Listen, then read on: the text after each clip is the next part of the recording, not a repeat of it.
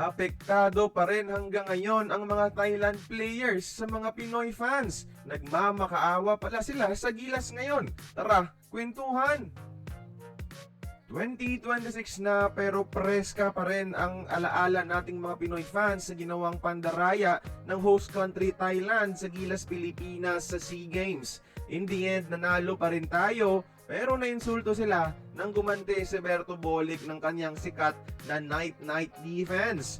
Pinuno rin ng mga Pinoy netizens ang kanilang social media para ipamukha sa kanila na kahit mandaraya sila, mahina pa rin at di tayo kayang talunin. Ngayon, nagreklamo na itong mayabang na si Freddy Lish mga idol at nag-request sa mga Pinoy fans na pwedeng itigil na muna ang pambabash sa kanila.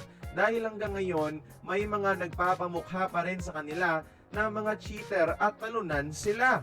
Ito ay galing sa isang kilalang FB page na galing di umano sa isang recent interview kay Freddy Lish. May nakikita pa rin akong mga komento mga idol sa mga Pinoy fans natin bawat may bagong post ang yung mga Thai players na ito. Anyways, it turns out pala mga idol, naapektuhan na yung personal na buhay at pamilya ng mga Thai players na ito. Sabi nila hindi daw maganda na iniidolo sila ng mga kabataang Thai tapos tatawagin lang silang mga cheater at mandaraya. Isa lang masasabi ko dyan, di ko na kontrol ang pag-iisip ng mga kababayan natin na patuloy pa rin sa pagpapamukha sa kanila. Pero, ginusto kasi ng mga Thailand players yan.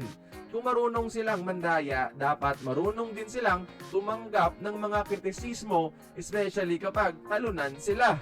Oo, naapektuhan mga umiidolo sa kanila. Pero, mas mabuti nang malaman ng mga kabataang Thai na ito kaysa naman gayahin nila ang mga idolo nila at maging mandaraya pa sa future, Ako personally, para sa akin, deserve nila yan.